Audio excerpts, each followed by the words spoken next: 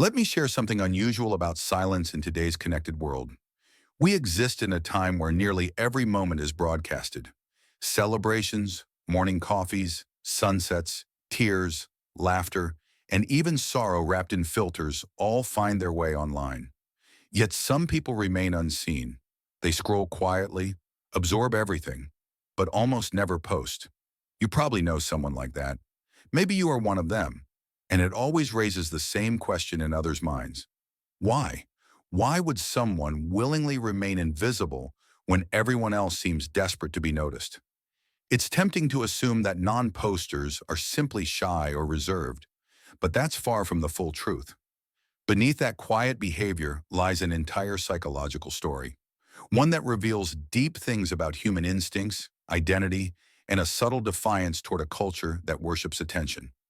For certain people, silence isn't emptiness, it's power. It's the deliberate act of choosing what stays private. Because whether we realize it or not, social media has redefined our sense of self. It celebrates exposure. It glorifies noise. And strangely, those who linger unseen often understand the landscape the best. They notice without intruding. They reflect before speaking. They observe before drawing conclusions. Research in psychology shows something intriguing. Individuals who post less frequently tend to score higher in qualities like self-control, thoughtfulness, and emotional independence. They're less affected by comparisons and the need for validation. Essentially, they aren't chasing identity, they're exploring it. And in a time consumed by constant performance, that's rare. Let's admit it, most online sharing isn't simple communication. It's a performance of identity. It's our subconscious way of auditioning for acceptance. Every caption, every photo, every comment whispers, "This is who I am." Please agree.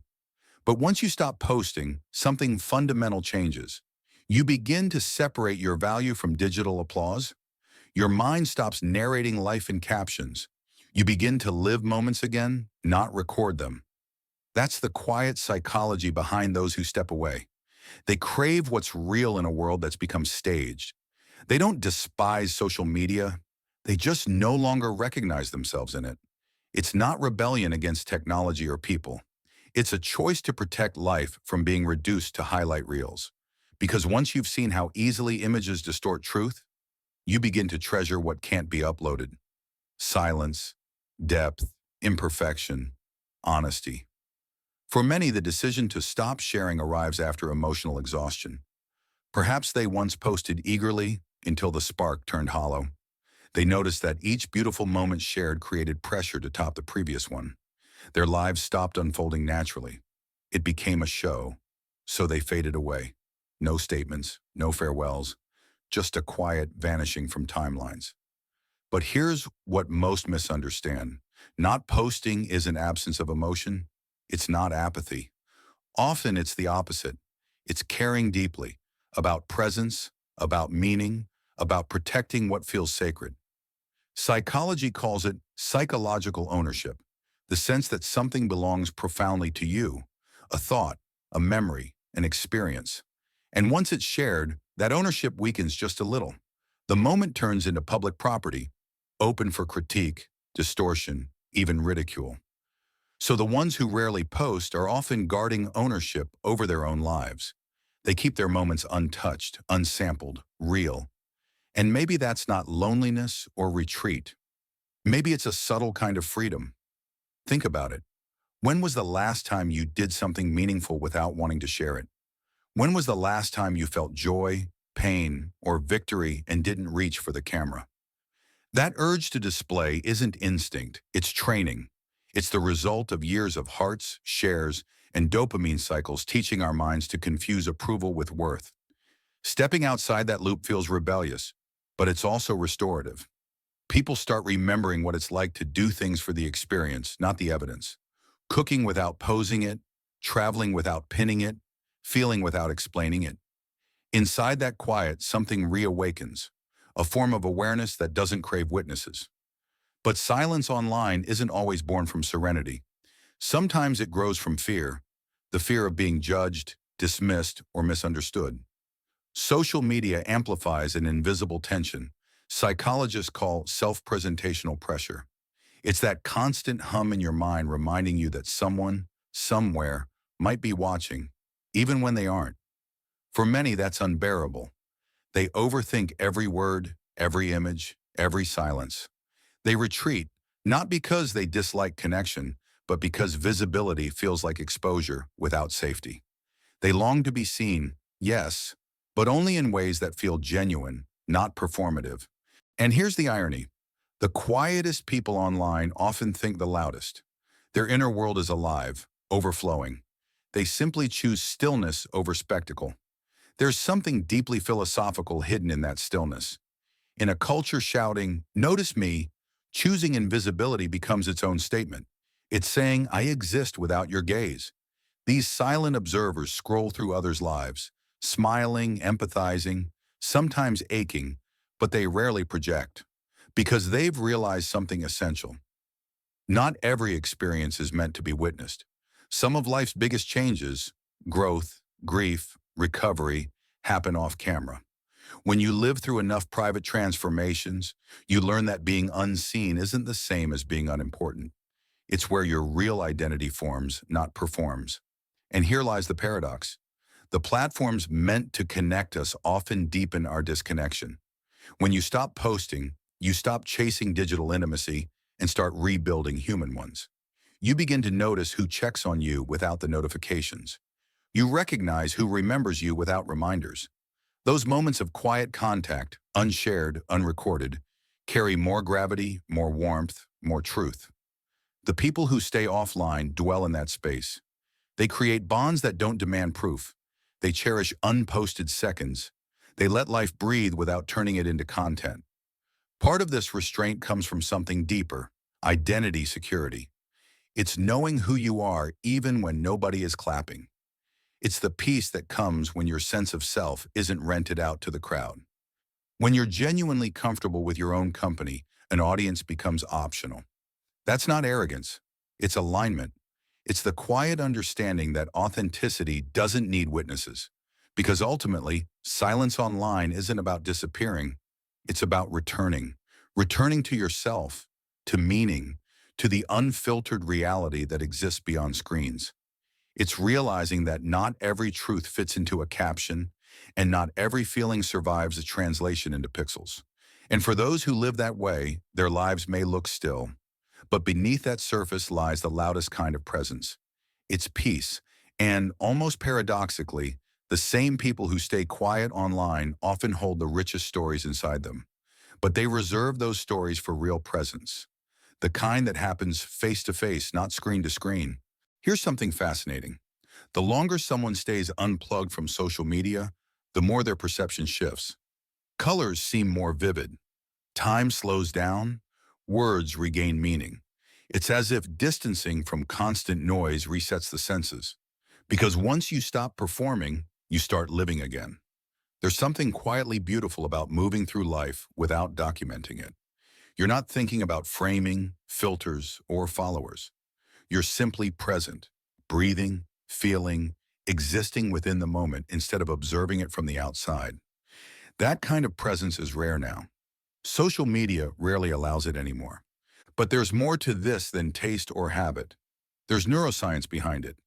Each time we post and receive approval, a like, a heart, a comment, the brain releases dopamine, the same chemical that reinforces addiction. Gradually, our minds begin to crave that external stimulation. We start seeking experiences not for their essence, but for their shareability. Now picture someone who steps away from that loop entirely, who deliberately chooses to disconnect from that biochemical chase. That isn't indifference. It's mastery. It takes immense self-awareness to resist something engineered to keep you addicted. Those who manage it often display a strong internal locus of control, meaning their confidence and happiness come from within, not from external applause. They don't need the echo of digital approval to believe in their worth. And here's where it gets even more intriguing.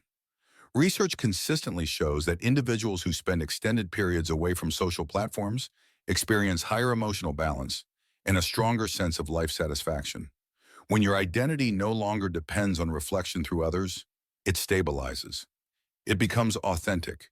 You stop curating your existence into digestible pieces. You start living it in all its chaos, beauty, and raw imperfection. And maybe that's the truest rebellion of our era, staying whole in a culture that rewards fragments. Still, silence online isn't always serene. Sometimes it's exhaustion wearing disguise. Many once turned to social media seeking belonging, only to find themselves emptied by it. There's a subtle drain that comes from witnessing endless highlight reels while managing your own unseen struggles. You compare without meaning to. You doubt yourself even when logic says not to. Eventually, some people step back, not out of disdain, but self-preservation. They learn that they owe the world nothing, not an update, not a performance, not proof of happiness. They realize that silence can be strength, a boundary that protects peace. That's one of the hidden truths of this generation. We've mistaken visibility for value. We've been conditioned to think that existence requires audience approval. But genuine worth doesn't need witnesses. The most defining moments of your life, the ones that sculpt who you become, will unfold quietly. No spotlight, no likes, no applause. Just you and the moment, alone, alive. And that's what the silent ones already know. They understand that privacy is not isolation, it's intimacy with yourself. Because when you stop projecting every thought outward, you finally begin hearing the ones within. You start rediscovering the inner voice that got buried under noise, the whisper of your true desires, your hidden fears, your quiet instincts. That's something profoundly spiritual in this digital age. It's not disconnection, it's return. It's not disappearance, it's rediscovery. The act of choosing yourself over the audience. The courage to be unseen and still complete. And of course, it isn't always peaceful. There are days when solitude feels heavy, when the silence echoes too loudly, when the world seems to be moving faster than you. But even then, there's a quiet integrity in choosing to live authentically instead of performing endlessly. It's the understanding that meaning isn't found in how loudly you exist, but in how deeply you feel. There are moments of uncertainty, times when you wonder if silence makes you disappear, if you're being left behind while everyone else broadcasts their progress, but eventually you begin to see something profound. Your worth doesn't vanish when no one's watching. It lingers, steady and quiet, like the low hum of peace after a storm. Maybe that's what true confidence really is. Not the loud declaration of self online, but the gentle certainty of self offline.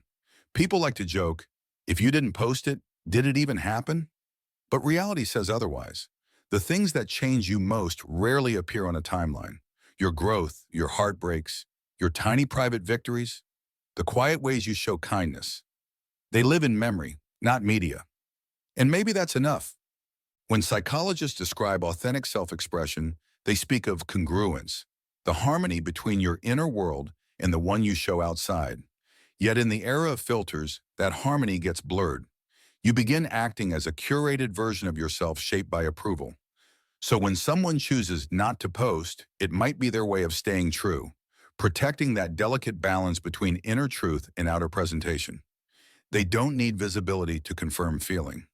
They don't need a photo to preserve meaning. They live fully but quietly.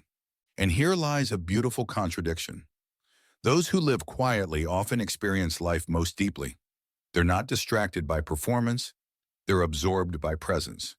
They notice the way sunlight moves across a wall, the hesitation before a word, the faint laughter echoing from another room. They inhabit moments instead of staging them. And in a world addicted to attention, presence has become the rarest form of wealth. Yet that same depth can make them misunderstood. People might label them distant, aloof, even cold. But look closer. Silence doesn't equal emptiness. It's depth disguised as stillness. It's the serenity that comes when you stop needing to explain yourself just to be understood. There's a quiet power in not needing to be known by everyone, only recognized by the few who truly see you. That's the secret the silent ones carry. They understand that not every truth belongs to the crowd. Some fragments of you deserve protection from judgment, metrics, and misinterpretation. Because once a moment is made public, it loses its purity. It becomes open to distortion, commentary, and trend. And certain moments are too sacred for that surrender. So when you meet someone who rarely posts, resist assuming they're hiding. Maybe they're simply living. Maybe they've discovered peace in the unlit corners of existence, the ones untouched by screens. Maybe they're the ones who've remembered what the rest forgot. That invisibility isn't loneliness, and quiet isn't emptiness. Sometimes silence itself is the most authentic expression of being, because in the end, we weren't designed to perform, we were designed to be. And those who choose silence remind us of that truth every unseen, unfiltered, beautifully invisible day.